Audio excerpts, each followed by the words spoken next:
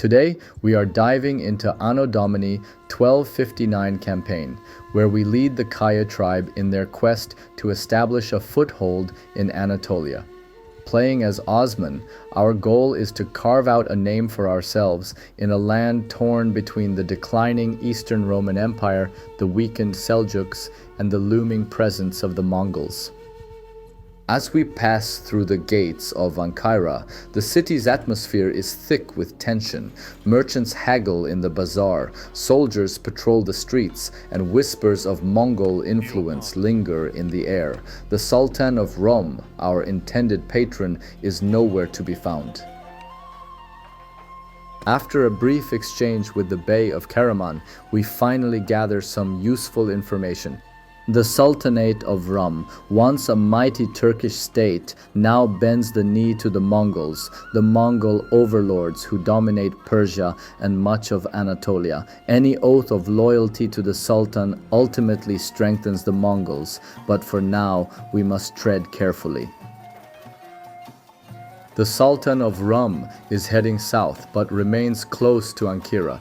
If we reach him quickly, we can introduce ourselves and offer our services directly. With fresh information from the Bey of Karaman, we mount our horses and ride, determined to track down the Sultan of Rum before he moves too far.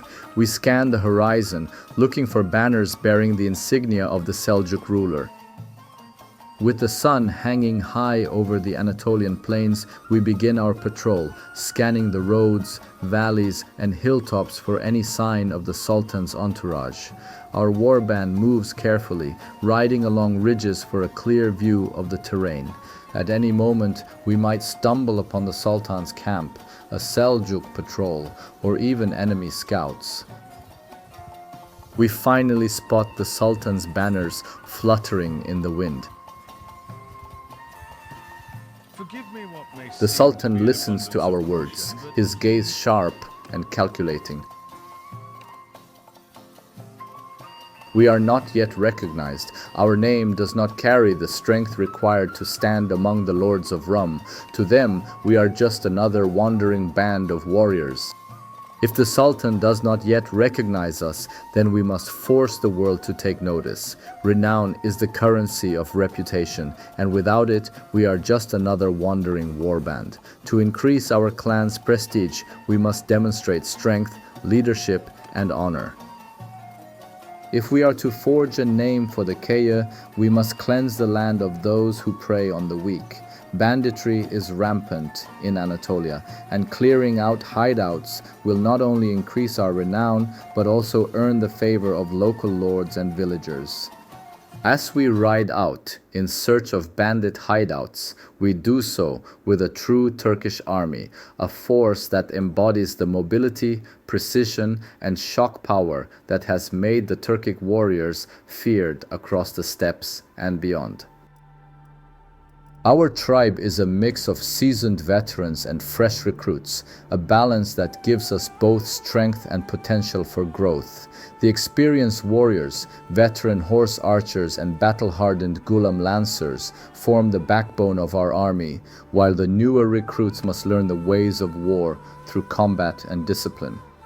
Our warriors live off the rich bounty of the land, sustaining themselves with meat, fish, and butter, the fuel of nomadic riders and seasoned warriors. Our warriors do not ride just any horse. We choose only the finest breeds to match the demands of war and the harsh terrain of Anatolia.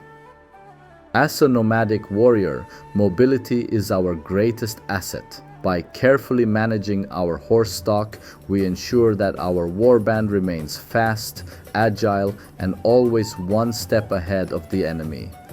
If we are to expand the Kayı's influence, we must field more parties under our banner. Then, we must build a true army out of multiple parties, one strong enough to command respect and loyalty. But to do so, we need gold. Gold to recruit warriors, gold to arm them, gold to sustain them in war. Bandit hideouts are more than just dens of criminals. They are stockpiles of stolen loot, weapons, horses, and coin. By systematically wiping them out, we achieve two things. We grow richer, funding our expansion. We increase our renown, proving our strength. This bandit camp is weak. With the help of the auto-resolve mod, the battle is settled in moments. The name of the mod is Hideout Plus. You can find it in Nexus. With the bandit hideout destroyed, we waste no time. No prisoners, no negotiations, only spoils. We strip the camp of everything valuable and leave nothing behind. This single victory has drastically improved our situation, giving us both resources and momentum to continue our rise. Though we have gained some renown from our victories, it is not yet enough to secure our place among the lords of Anatolia. The Sultan still does not recognize us, and our clan's name has yet to strike fear or respect into the hearts of our rivals. We have hunted bandits and raiders, but now we set our sights on a far greater prize. To the south, hidden away from the eyes of the weak, lies a Berber Corsair hideout, a den of experienced sea raiders, hardened fighters, and vast stolen riches. Before we march on the Berber Corsair camp, we must ensure that our forces are strong enough to win decisively. Now that we have enough gold, it is time to expand the Kayı's fighting force by creating a second party under a trusted warrior. Every soldier under Mahmud's command will fight on horseback, ensuring they can move quickly, flank enemies, and strike with overwhelming force. Mahmud will receive funds to purchase horses and outfit his warriors for battle. This new warband will not be a scattered force of mixed units. It will be a cavalry army, mirroring our own.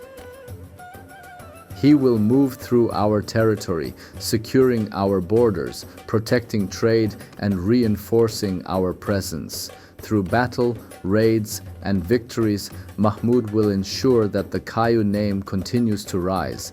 By focusing only on horse-capable warriors, Mahmud will ensure that our army remains fast and mobile. His warband will consist exclusively of cavalry-capable warriors from the villages and towns of Anatolia. With the AI Army Commands mod, we now have a powerful tool to streamline the management of our growing clan and armies. As our forces expand, this mod will allow us to automate orders so our officers and warbands act independently, reducing micromanagement, and easily set up predefined formations and unit compositions for different battlefield scenarios. With Mahmud's warband fully structured, his forces will now operate under a balanced cavalry template. 50% horse archers, skilled riders who will weaken the enemy from a distance, 50% lancers, heavy-hitting cavalry who will deliver devastating charges. With our reputation spreading across Anatolia, the Kayı tribe is no longer seen as just another wandering band. We are a rising force, and the people recognize it. More warriors are willing to join us, eager to fight under our banner. We now turn to the villages and towns of Anatolia to recruit fresh warriors.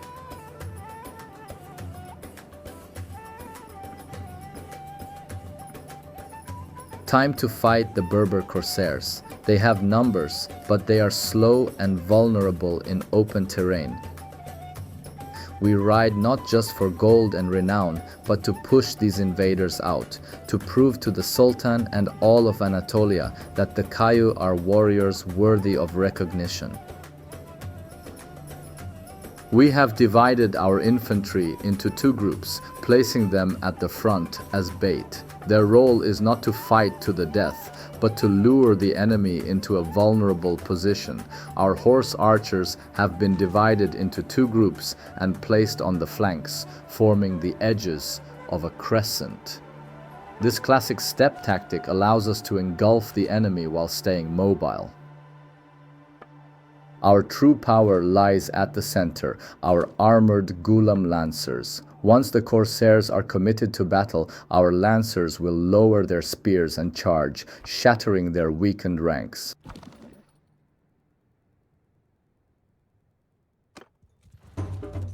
With the RTS camera mod, we now have the ability to see the entire battlefield from above, issuing commands with precision. This gives us an unparalleled advantage in executing our hit-and-run strategy. Our infantry in the center retreats, creating the illusion of a weak, collapsing front. Our horse archers, positioned on the flanks, begin their attack. Arrows rain down on the Corsairs as they push forward, thinning their ranks and forcing them to defend from multiple angles. The battle unfolds as planned, and now we ensure that our horse archers never fully engage. Instead, they will keep their distance, harassing the enemy until the perfect moment to strike. Our riders never stop, never stand still, and never give the Corsairs a target. Arrows rain down from both flanks, forcing the enemy to exhaust themselves in a futile attempt to retaliate. The Corsairs are bleeding, but not yet broken. Their lines are thinning, their formations growing unstable under the relentless fire of our horse archers. They shift from the flanks toward the rear, cutting off retreat and further tightening the trap. The Corsairs now have arrows coming from every direction, front, flanks, and rear. The Corsairs are now fully surrounded, their ranks thinned and exhausted from chasing shadows. The noose tightens, and now we prepare for the final strike. Our Gulam lances form up, preparing for the decisive charge. Our Gulam lancers surge forward, their lances lowered, crashing into the disorganized Corsair ranks like a thunderstorm, their formations shattered upon impact. With the enemy crushed beneath our charge, only a few scattered survivors remain. They are broken, leaderless, and terrified. The horse archers hold their fire, no longer wasting arrows on an enemy that has already lost. Instead, they tighten the encirclement, ensuring no Corsair escapes.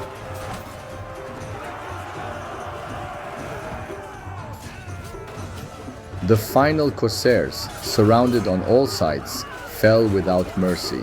Encircled, trapped, and defenseless, they could do nothing but face their fate. The Kayı have claimed total victory. The battlefield belongs to us, and with it, the spoils of war. This battle has further cemented the Kayı's rise to power. The Corsairs have spent years raiding the coasts and caravans. Now their wealth funds our rise. Some of the finest arms and gear, meant to outfit their own war bands, will now reinforce our troops or be sold for more wealth.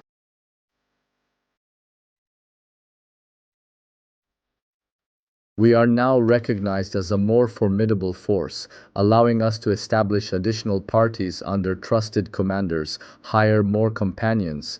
Capable warriors and tacticians will now be drawn to our service.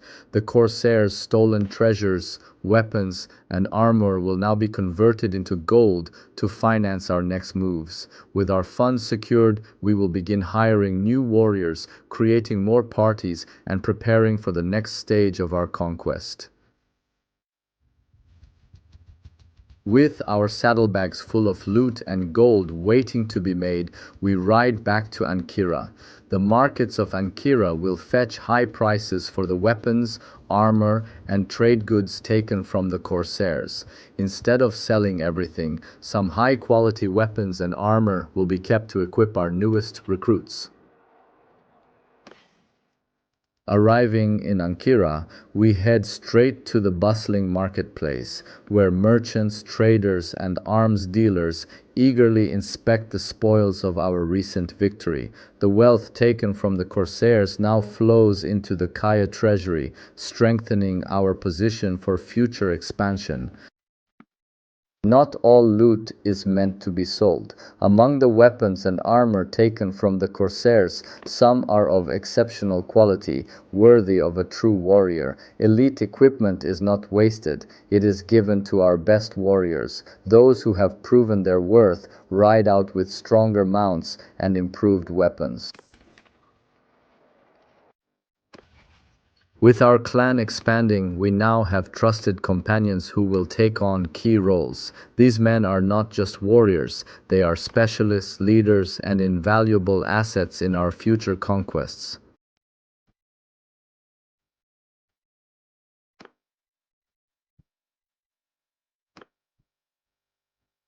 Yuften the engineer. A master of siegecraft and fortifications, he will oversee the construction and deployment of siege weapons in future battles. Zakaria the healer. A skilled medic and battlefield physician, he will tend to the wounded after battles, reducing our losses and keeping our warriors fighting longer. Providing weapons and armor to our soldiers does more than just improve their gear. It grants them experience, allowing them to upgrade into stronger units. Newly trained warriors level up faster simply by receiving better gear. Instead of waiting for slow battlefield promotions, we accelerate our army's advancement with direct upgrades.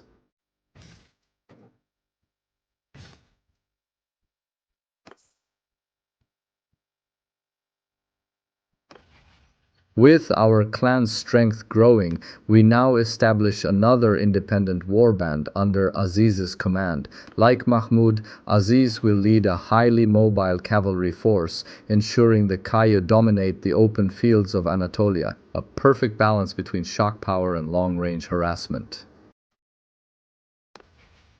With our growing strength, the Kayı are no longer just a warband or a rising clan. We are on the path to something far greater. If we play our cards right, we could rise beyond mere vassalage and carve out a true kingdom. To the west, the once mighty Byzantine Empire is shattered, its lands divided among competing warlords, splinter factions, and desperate rulers. The fragmented state of the Byzantine territories provides the perfect opportunity to take the first step toward true sovereignty. If you enjoyed this journey, make sure to subscribe, like to support the series, and comment with your thoughts and suggestions for the next steps in our conquest. Goodbye.